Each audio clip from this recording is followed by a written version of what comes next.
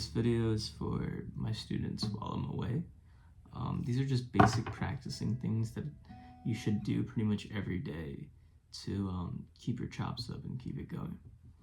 All right, so we're gonna start off first. I was looking at my list with some basic strumming. Okay, so what I want you to do, get your guitar, get your left hand, and just place it on lightly, so all the strings are muted. We don't want any of this. We want dead, okay? And it's just lightly touching it, so just lay it, okay? And if you hear some noise, just move your hand a little bit, left, up or down. And by noise, I mean like this. And just try to move it, make sure there's no noise, okay? Now we're just gonna go down, up, okay? It sounds like Pac-Man, but I want you to really see if you can do that for like a minute. And really get into that groove and really feel it, okay? Now, as I've discussed in class before, we're gonna do down, down, up, down, up. But I want you to really feel that. I want you to sing it, and I want you to feel it in your body, and also like keep a foot and tap a foot. So I'm like, down, up, down, up, down, down, up, down, up. And really emphasize that first beat, okay? Down, down, up, down, up, down, up, down, up. Try to see if you can do that for a minute, okay?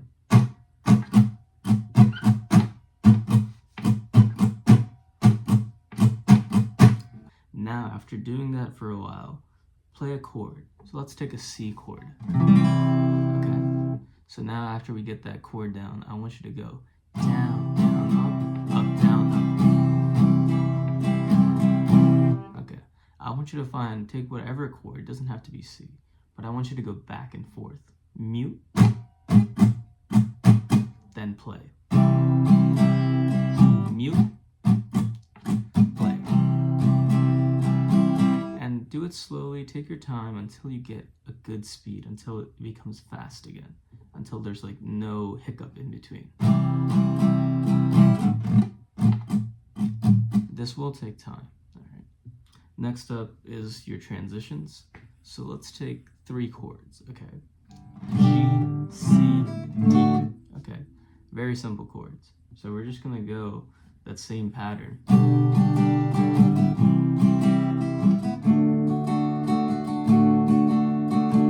So that down, down, up pattern, I just did with that, okay? But take your time with it. Transition. Transition.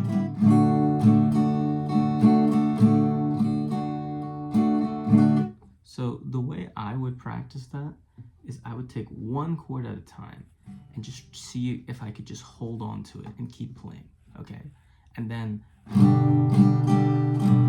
even if the strings are ringing out, I don't care. And see if I can do a C. See if I can do it without stopping. And then next up, what I would do is I would do this. I would take a G. All right, stop for a second. Forget about the right hand. Switch. C. Stop for a second. D, forget about the right hand. Just see if I can go back and forth and back and forth. Take your hand off for a second, forget about it, and try to see if you can do it again. And that's a good rule of thumb for practicing. But next up, you want to do, there's 2 scales you need. First is the pentatonic scale. And you can play it anywhere, but play it at 5th and 12 and open. So open is this.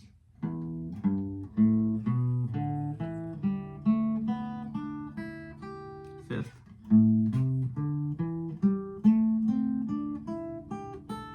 I like to use the pinky for those high ones, and at the 12. And you want to practice going reverse. Alright, and then next what you want to do is you want to practice going up and down, meaning like you're doing a downstroke, but you're also doing an upstroke. So you're doing downstroke, upstroke, downstroke, upstroke. you start from the high string. It doesn't really matter down or up, but I usually do up. Or actually I do down. So I go down, up, down, up, down, up, down, up, down, up, down. And you want to keep doing that. So first, just to get it down, do it down. See if you can do it in reverse, just downstrokes. And then try to see if you can do it down, up, down, up. It's really hard to do, and try to do it in different places. A good way to practice that is really just to mute the strings and just go down, up, down, up. And eventually, if you do that, you will be able to do stuff like this. So the next scale is your minor scale or major scale, wherever you want to start it. So for now, I'm just going to say minor scale. Don't worry too much about the names. As you get further into it, you'll understand. So then the minor scale is basically an addition, a couple notes to the pentatonic. So we're just taking the basic shape and adding more notes to it.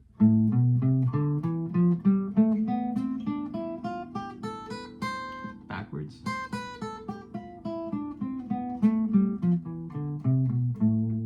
So you want to go back and forth with that. If I were to play pentatonic scale and then minor scale, it's basically the same thing, but just 2 extra notes. Pentatonic means 5, like 5 notes, and a scale actually has 7 notes, and 1 note repeats, do, re, mi. So the pentatonic basically just takes out 2 of those notes to make it a lot easier. That's basically the general idea. So this is going to sound a little bit like music theory, but if I were to play the pentatonic scale, just play that first note. So that's, in this case, the 5th fret, that's an A. So therefore, it's A minor, okay? But if I were to play the A minor scale, the new one, that's A minor as well. However, if I play the 2nd note of the pentatonic scale, which is the 8th fret in this case, that is a C. So it's also C major. So if somebody says C major, I can just play the pentatonic scale or the minor scale of the 5th fret. So that being said, it's a little bit confusing, but just remember that for now, just play that scale everywhere. Play here. So the first note is minor, the 2nd note is actually major. And eventually, you can even search up the notes on the guitar, and you can, if you know this is A, well, and this is C, A minor, C major. So if in actual context, if somebody said G minor, so this is G right here on the 3rd fret, you can just play that scale right there. Just move that box in different places. If it's confusing, it's okay. Just keep playing those scales in different places, okay? But going back to it, this is G minor. Well, the 2nd note of the pentatonic scale is B flat. So G minor and B flat major are the same notes, but just starting at different places. It's the same scale, just the notes start on different places. G minor, the first note would be G. B flat major, the first note would be B flat. But it's just, those notes are just in different places. It's the same notes, just rearranged in different places. So minor and major are relatives. G minor, B flat major, they're relatives. Don't worry too much if you don't understand that, but I want you to keep in mind of just practicing the scales for now, and then once I get back with the lessons, we'll go forward. And it's very important to understand that, especially on the guitar. And there are a lot of ways on the guitar that is easier on other instruments, and this scale, learning it everywhere helps. So then, moving forward, let's play that on the 12th fret.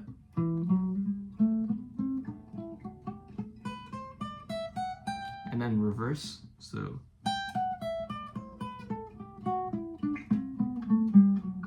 And you really should be using your pinky. Here it's very tight, but if I were to come back in the 5th fret, and then going back again, down, up, down, up, down. So start with down, and then down, up, down, up. You really should, for future reference, always be doing down, up, down, up. I change depending on the song, so it's all context-based. But learning both is what's really going to help you achieve mastery. Okay. Next up, I want to talk about power chords. So starting on E, so E and then second fret of the A string, that's a power chord, okay? 0 and then 2, okay? Now I want you to move that in different places.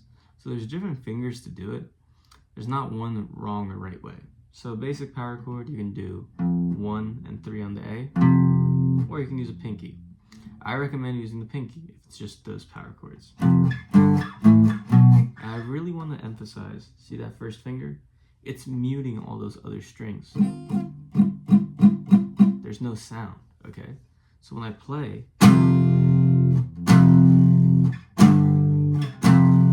there's no other like high ringing, like none of that. It's just going up and down. So I want you to practice on that low string, just playing power chords. Do it with both fingers. Really recommend with the pinky, but do it with both. And then what you really want to do is you want to use a 3-finger power chord. So it's 1 on the first fret, 2, third finger on the 3rd fret of the A, and then 4th finger on the 3rd fret of the D. Same thing, now go up.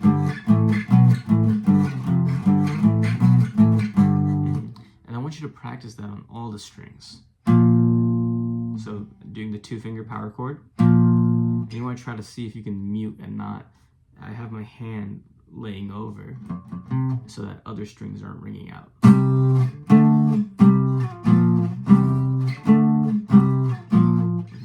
And then even on starting on the D string, and you can use kind of your middle finger too to kind of not let the other strings ring out. And in some cases, I might even use my thumb, and my thumb just acts and just kind of stays there.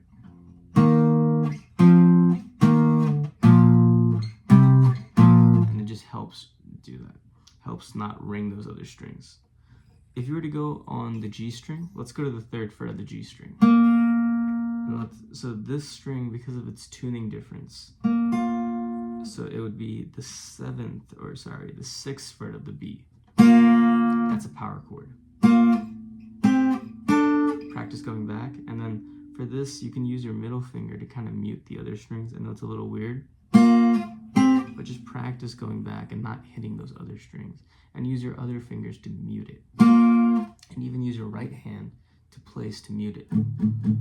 If I didn't have my right hand, so that's why you can use other fingers. And to mute, just lightly take your right hand and just, if you just lightly press it, it'll basically just mute it. Okay. And I would say take those power chords, play them everywhere until you feel comfortable. So the next one that's really important after you practice your scales is to practice, they're called hammer-ons and pull-offs. In classical terms, they call them slurs, which sound like this.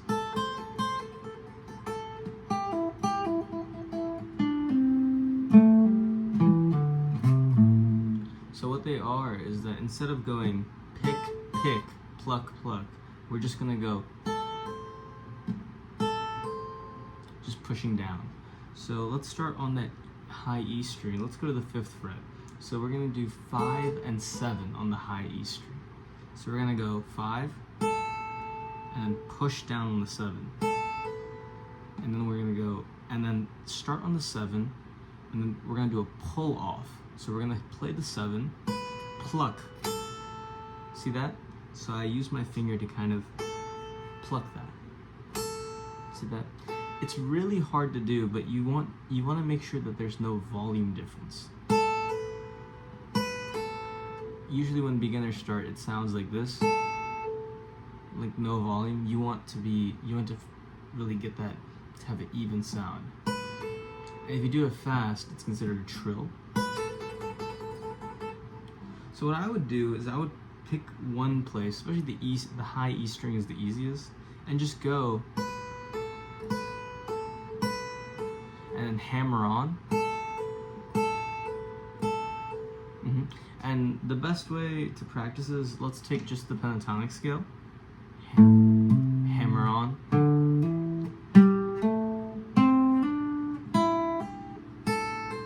and really hit it. And don't go like this. Don't lift. It really has to be, all your fingers have to be in this order. Okay. And really going hammer on, meaning pushing down, is easier than flicking off. So let's do that again.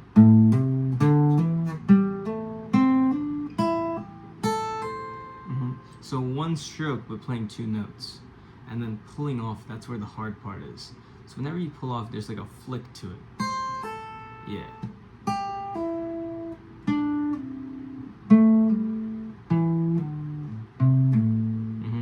That's really hard, so I would just practice that on the high string. And practice with all your fingers. So let's just forget about the scale. And go. So each fret. So 5 to 6 with your first finger. 5 to 7 with your third finger and your first finger. 5 to 8. Alright. And then the last thing I would practice on is your slides. So just going from, take your pentatonic scale, just that first string, 5 and 8. Alright? Just take your first finger. Instead of going, we're gonna go and then go backwards. Alright? Now let's go to the 5th on the B string, backwards. Then 5 on the G, backwards. Now 5 on the D to the 7. Now let's go 5 on the A, all the way to the 7. Now 5 back. Now 7 back to 5. 5 on the low E string, all the way to the 8th. Alright, so keep practicing that, going back and forth. I think if you keep practicing those things and just look back at the videos and keep doing it, those are very basic things that if you keep that up every day, you won't lose any of your chops. If you have any questions, you can always comment while I'm away for vacation, but if you keep those things going, you will be very tight with rhythm and tight with your scales, and then from there, learning songs and then moving on will be a lot easier. So my recommendation for amps for kids is really this. I'll put an Amazon link down for it. It's a Lakato brand. It's like 5 watts, and it has Bluetooth and you can recharge it, and the battery lasts a long time. It's about like $24 on Amazon. For kids and for beginners, I just don't really recommend anything expensive. This does everything you need, and it sounds really good.